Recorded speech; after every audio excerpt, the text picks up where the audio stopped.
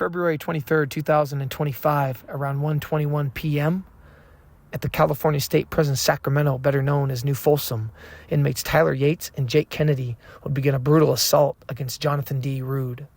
Although staff would immediately respond by firing off warning shots and initiating life-saving measures, Jonathan D. Rude would be pronounced deceased just a short 22 minutes later at 1:43 p.m.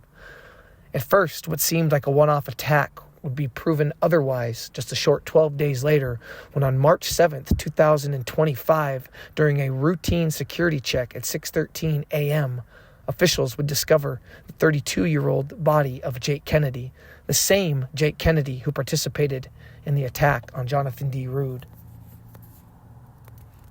The California Department of Corrections is now investigating the death of an inmate at California State Prison Sacramento as a homicide. The death was first reported just after 6 this morning at that prison in Folsom. An inmate identified as Jake Kennedy was found in his cell, and he had several stab wounds. Kennedy died about a half hour later.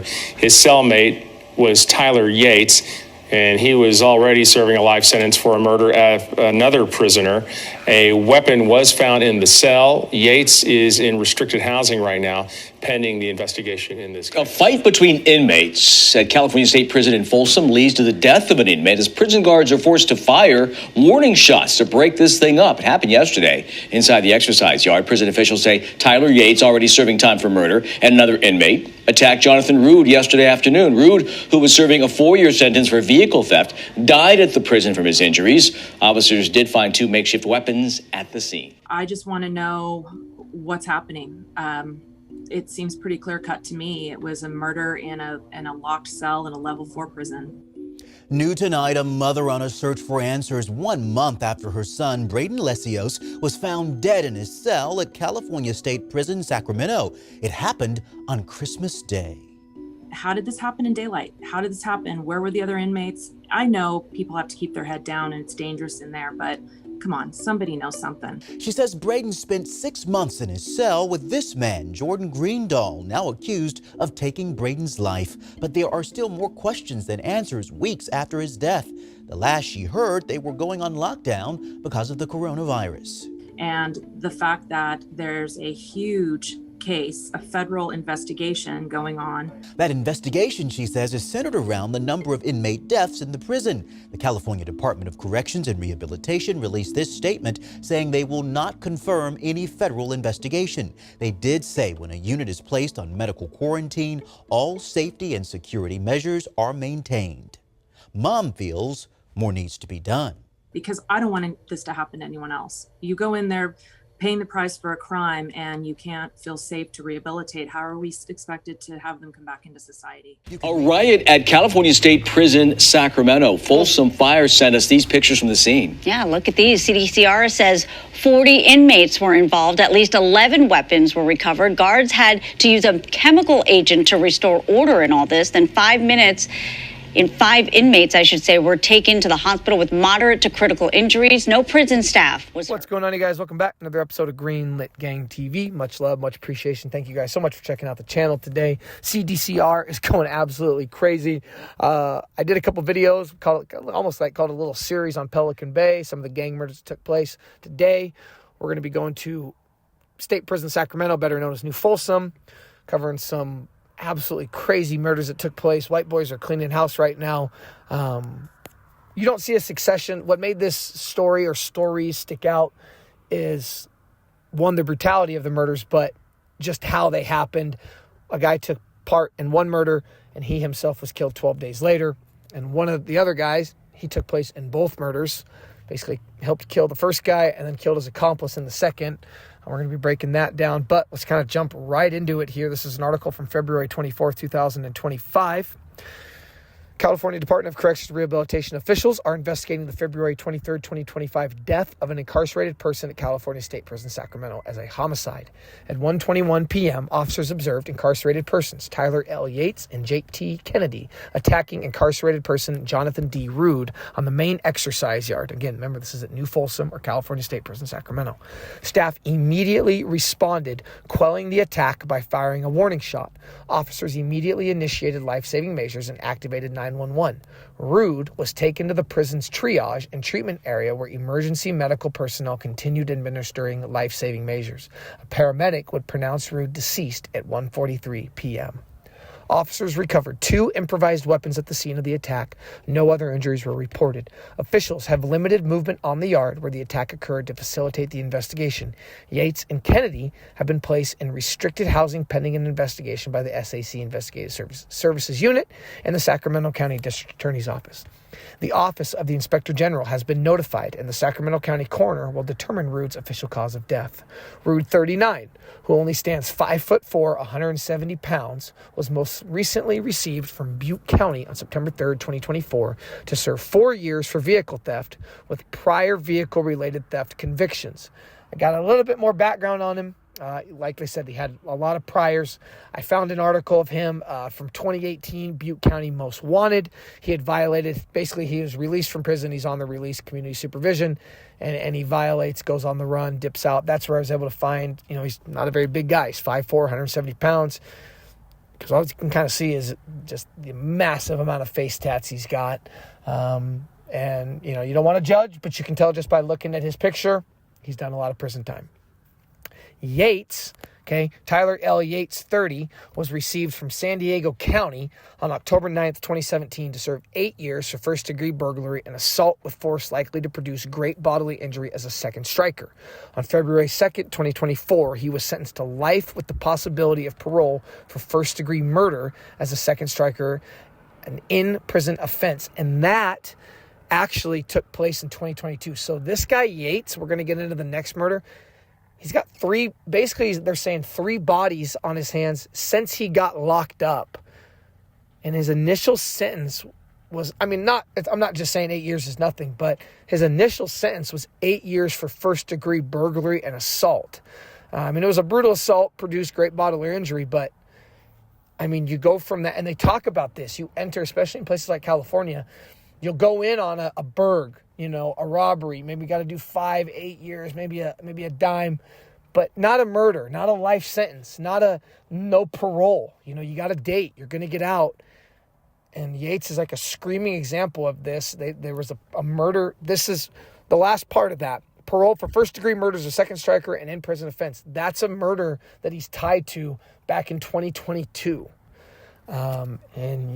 Yates from there just ratcheted things up even more. Kennedy, who again, he took place in the murder of Rude, and we're going to get to what happened to him next. 32. He was most recently received, but as far as this article goes, he's just named as one of the attackers suspected of Rude's murder. Was most recently received from San Bernardino County on February 6, 2020 to serve 6 years for carrying a concealed dirk or dagger as a second striker. On January 9th, 2023, he was sentenced to 4 years for assault by a prisoner with any means to force likely great bodily injury as a second striker, an in-prison offense. So when I read that, these guys are getting busy. These guys are getting busy behind bars. They're knocking people out. They're hitting people. They're doing whatever it takes. They're stabbing. They're stomping out. They're beating up. It don't matter, man. Things are wild. And this is what we're talking about that's going on in the California prisons. It is the Wild West. This new prison reform, it's not working. And this is what you're seeing.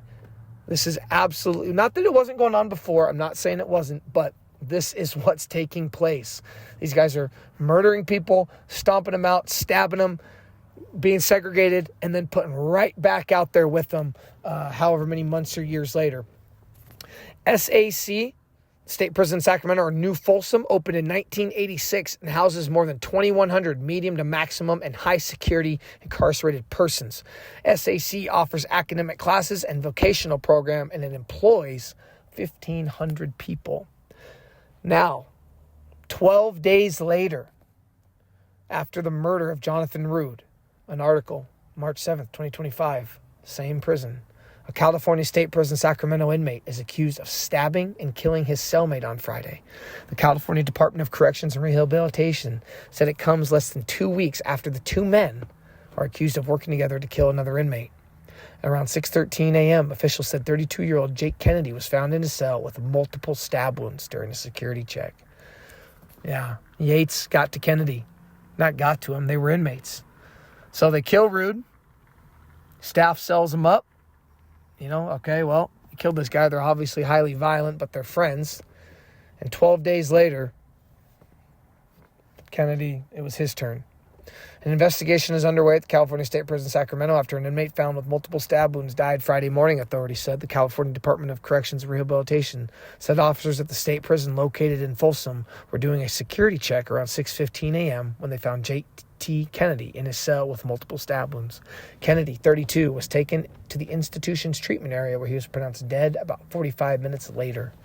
Officers said they restrained and removed Kennedy's cellmate, Tyler L. Yates, who remains in restricted housing pending the investigation. CDCR officials noted one improvised weapon was recovered from the scene. Kennedy and Yates were identified as inmates who allegedly attacked 39-year-old Jonathan D. Rood in the main exercise yard at the prison last month. Rood died, and 2 suspected improvised weapons were found at the scene. Kennedy talks about their priors and all that. Okay, we're not going to go back into that. But yeah, Kennedy helps murder Rood, sells up with Yates. 12 days later, Yates takes him out. It's insane, guys. I haven't done a story like this. I've covered them, brutal stabbings. We've gone over them, the ones that happened in Pelican Bay, but I have not seen that yet. I'm sure they have. I'm sure they've happened. But, yeah, you put them in a cell together, and 12 days later, doesn't give it, and this is all brand new stuff. Had to do a video on it. Now, before we wrap this up, I really dug deep on Tyler Yates. I was able to pull from an article from basically one of his previous offenses when he's in he's 20, 21 years old in El Cajon, California, which is just part of San Diego. This is a November 19th, 2016 break-in. Now read this, and I want you to read how people's mindset and what changes once they enter into these highly violent prison environments. This is a young Tyler Yates. And he just sounds completely different. A man accused of using a hatchet to smash his way into a Lemon Grove home pled not guilty Monday. Authorities allege 20-year-old Tyler Yates smashed a window at a home on Golden Ave on November 19th before climbing through the shattered glass on his way inside. In a video arraignment, Yates' attorney pled not guilty on his behalf to burglary, theft, shoplifting, and vandalism charges. The incident was captured on the homeowner's home surveillance system, and 10 News learned the homeowners and their children were out of town at the time of the break-in. Shelley McClure, whose son and his family live in the home, told 10 News she spotted the thief and called 911. I saw police take him out of the house, and he was full of blood, McClure said. I just put my head down, and I prayed. Excuse me. McClure said the November 19th incident was the second break-in at the house, and even though the family is strong, the kids are now afraid to stay there. I'm angry, but I'm asking God to take that from me, but I'm hurt. You've invaded someone's space. You've invaded their home. That's unfair, she said. An exclusive now pay attention to this. In an exclusive jailhouse interview with 10 News reporter Bree Steffen, Yates said, quote, "Man, I'm sorry for the family. I really am." Yates admitted that he struggles with drugs, and he said he had done meth earlier that day. He said he heard his family screaming for help inside the home, and voices in his head told him to rescue them. I'm thinking about it. I'm like, do I do it? Do I do it? And they're like, do it, do it. Yates said, so I went boom, and I smashed it in. The voices in my head. I've never heard voices, so this was all like new to me. I thought my family, my kids, my mom, my son, and my mom and my dad were all in there saying, help me, said Yates. It sounds way out there, it does, but I wasn't trying to burglarize the house. I was just trying to save my family. I didn't want nothing to do with the house, Yates added. Yates said he wants to get help and wants the family to know how sorry he is, saying, my sincere apologies, I feel horrible for that. He also told 10 News since he's been in jail and off drugs, the voices have stopped. Yates remains jailed on $150,000 bail. That is not a killer in that interview. That is not the guy you see in the picture 9-10 years later that we see that just murdered 2 people and killed somebody else 2 years prior. That's a young guy who's 20 with a massive drug problem. And I'm not taking credit because other channels cover it, but I have always talked about this in these videos with these gang members, white, Hispanic, black, doesn't matter. What is their thing? The most common thing that you see is drugs. Drugs. And I've gotten a couple comments saying, man, why do you talk about your past? Why do you talk about history? We don't want to hear that. We want to... Because it plays a part. Not me specifically, but it plays a part. That's a young 20-year-old. Okay? Committing a burglary. Saying he's hearing voices. He's on meth. He smoked meth during the day. And I believe it. If he's up on a good runner, if he's up 2-3 days, 48 hours, whatever, you don't know. You don't know. I've talked about it in so many videos. how drugs lead us down this stuff. And then pretty soon Yates, and I'm not making an excuse for him, he needs to be put under the jail. He's stabbing, he's murdering all kinds of people, innocent people. Not that Kennedy was innocent because he just killed Rude, but the point is, he's now a multiple murderer. You could almost consider him a serial killer. When back in 2016, he was crying out for help, saying how sorry he was to the family, and he wanted them to know how sorry he was, and he would never do that. He didn't mean to scare anybody. You couple that with what he's become, drugs play a major factor in that, and then the environment he's put in from there. But yeah, man, just had to cover it. I'm really glad I found that history on Yates to give you guys. I feel like a lot of channels didn't do that, so I hope you guys heard it here first, that at least backstory on Yates. And anyway, much love, much appreciation. Let me know what you guys think in the comments below. This is absolutely insane. White boys are cleaning up. White boys are taking out their own. Until next time, you already know what it is. Peace.